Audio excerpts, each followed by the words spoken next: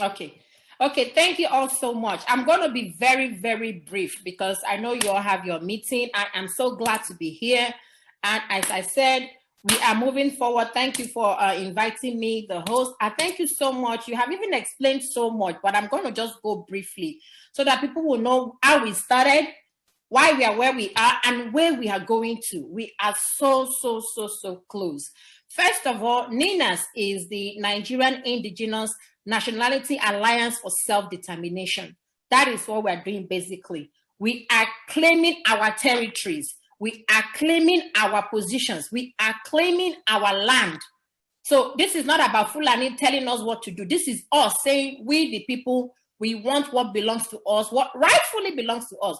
We are not going to fight over it because it is ours. So we're not going to fight over it. So this is ours. So I just want you to grab your indulgence and give me just a few minutes to explain how it all started. I'm not going to go into too many details, but I'll just show you how everything started. First of all, in 1999, when the Constitution was written, in actual fact, that Constitution was not written. It was actually adopted through Decree 24.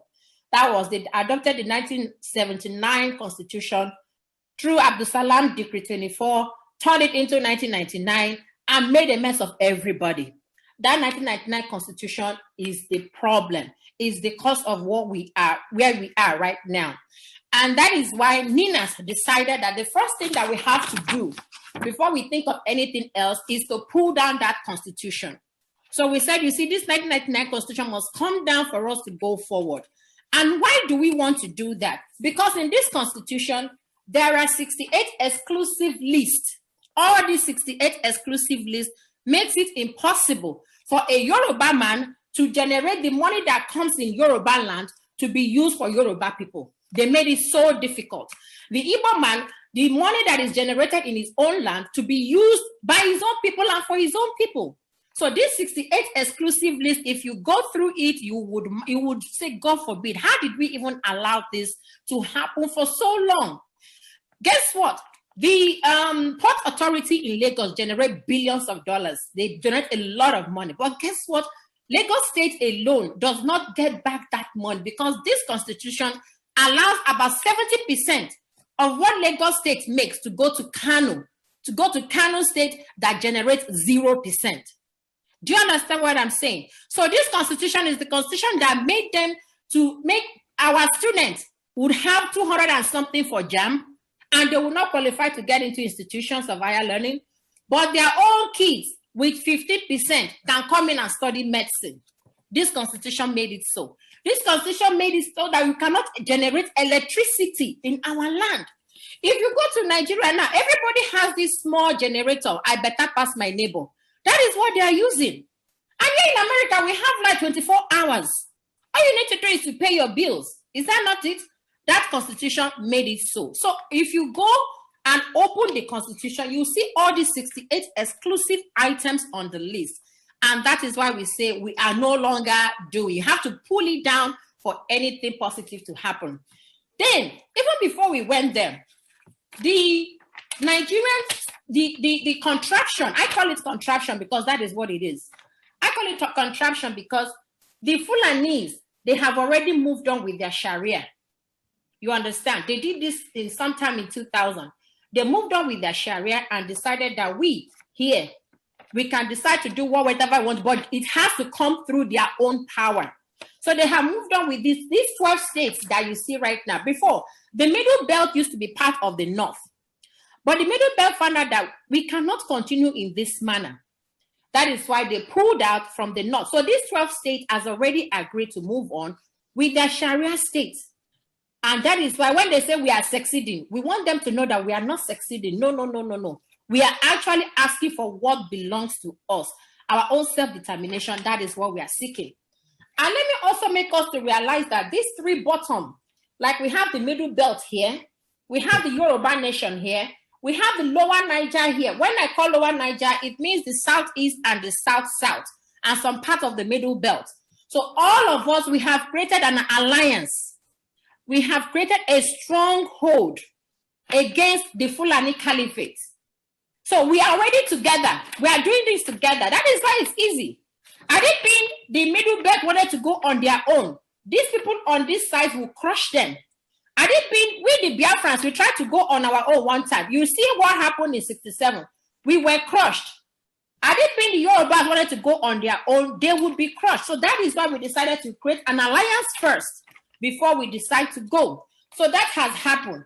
Then in 2007, the template that the NINAS is using is this UNDRIP, United Nations Declaration of the Rights of the Indigenous Peoples. Because people are asking the question, hey, how do you think this thing would work? How do you think this thing would work? Fulani will not agree. They were just making so much noise. And we're telling them that there is a template. There is a template, and you won't believe it.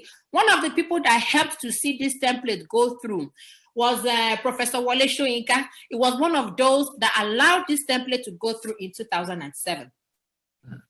He helped us to get this thing to go through.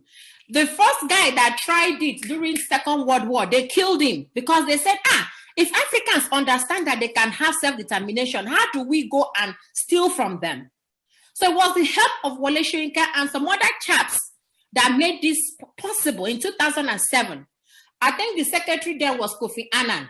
So because it was a friend to Soyinka and so on and so forth, they met together and said, hey, man, you got to help us. You got to help us. So in 2007, this thing came out, and it has about 46 articles. It's from these 46 articles that NINAS is working from.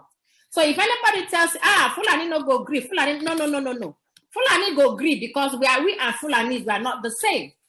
We are not the same. So if you go through all these 46 articles, it's talking about the indigenous peoples in their indigenous spaces.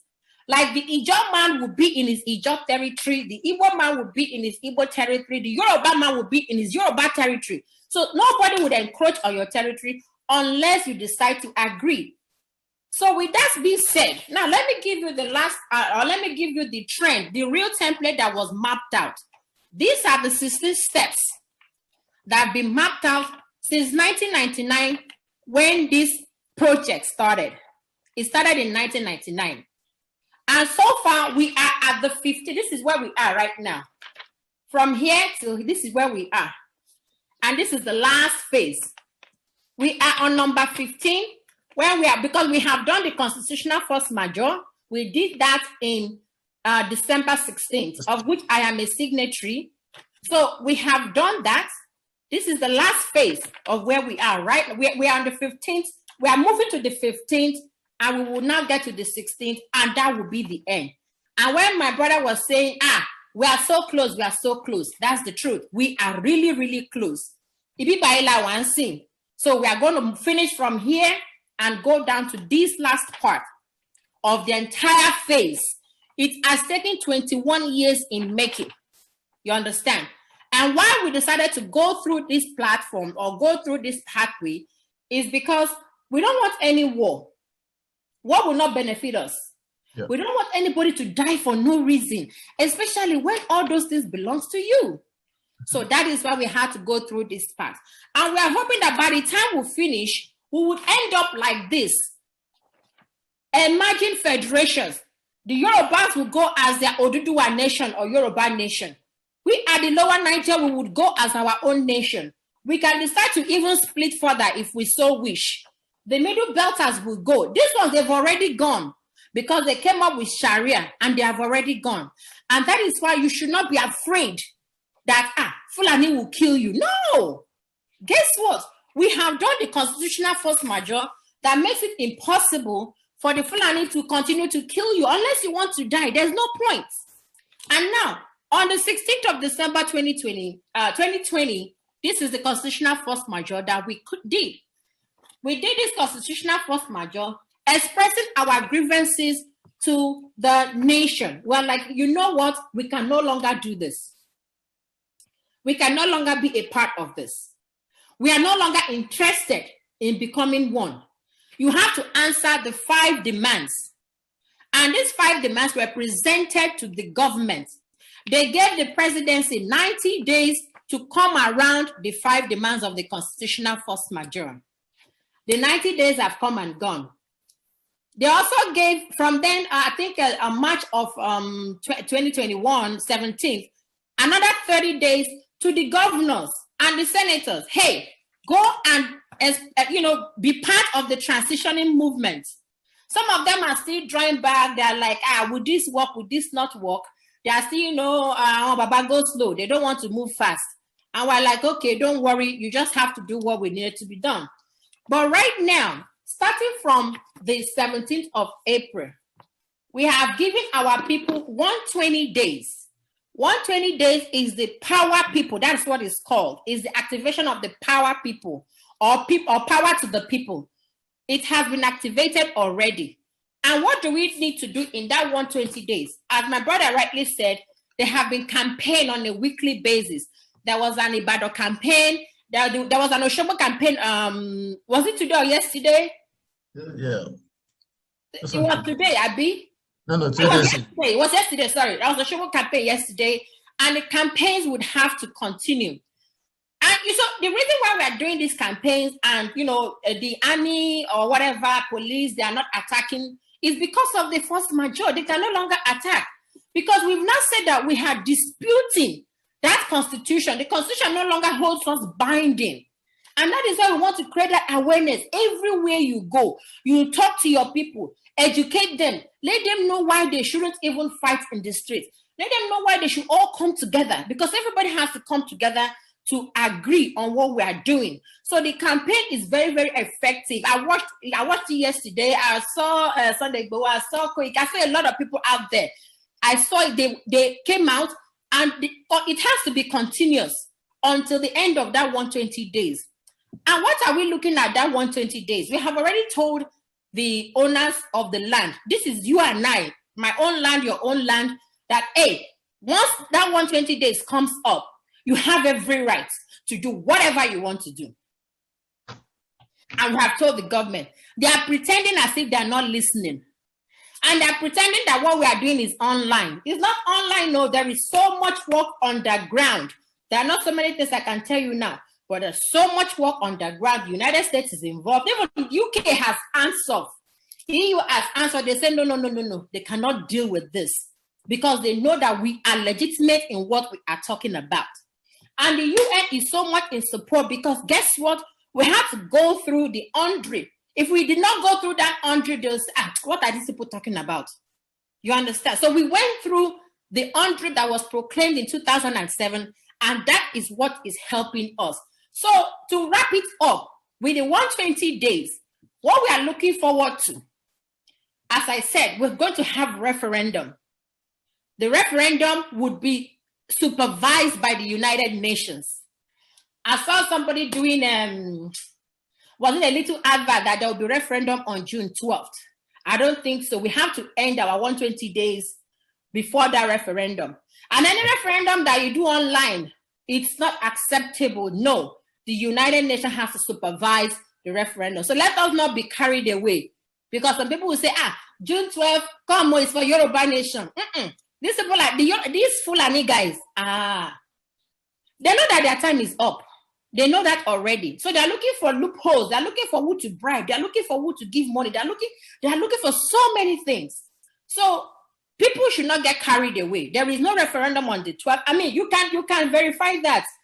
Brother Shehu, you can verify that. But I know personally that there is no referendum. It's confirmed already. Yeah. Okay, good. So don't get carried away. The referendum has to be supervised by the UN. And by the time we have this referendum, the Oduduwa nation would emerge.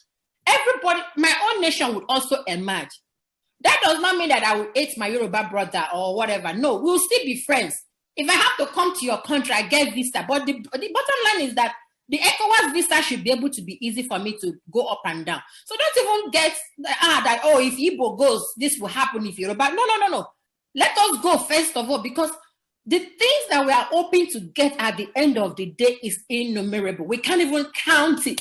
We can't count the things that we would get eventually. Because guess what? If this thing happens, the cocoa farm that is in Yoruba land would bloom. Everybody will go back to farm. I think it's in Ondo, they have a lot of asphalt and bitumen, and yet we don't have roads. You can imagine that. My classmate in those days did a project on that when we were in Ibadan. he did a project, he got some samples, he wanted to quantify the amount of asphalt and bitumen in Ondo State. Massive. And yet, no good roads in Nigeria. Does it make sense? It doesn't make sense. The Ajakuta steel that is there, I've been there like even before, I can't even remember when. It's not generating anything. Do you know what we can make with the steel? Do you know that we can even use steel for so many things, from cars to airplanes to so many things that we can do with that?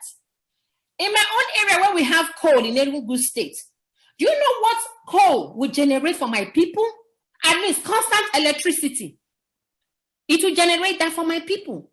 So let us not be, carried away that, if Yoruba goes, what will happen? No. Let us go first of all. What will happen will happen. We'll still be friends. And we'll be able to manage our resources by ourselves. Neighbor, friend, and us. We will be able to manage our resources for ourselves, for our children, even for our unborn generation. And guess what? By the time things get settled, a lot of us would leave United States of America and go back home. Thank you so much. So thank you so much for giving me this time. If you have any questions, let me know. Thank you so much. I know there's no better way to collaborate.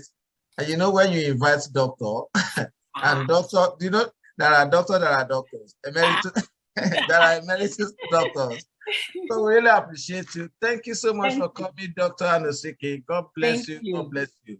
I know by the time we get to our bus stop, which is our own good place of very soon.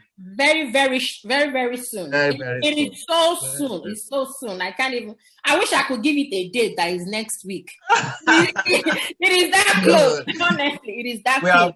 Yeah. Thank you so much. We have really enjoyed you, and we say God bless you. Thank you, my brother. Thank you, all of you. We always engage you more and more. Sure. We know that we call you any day, anytime again, you're going to answer us. Definitely. Thank you so much. All right. Thank you all. God bless you all. Yeah. Okay, bye-bye. Bye. Thank you. Back to you.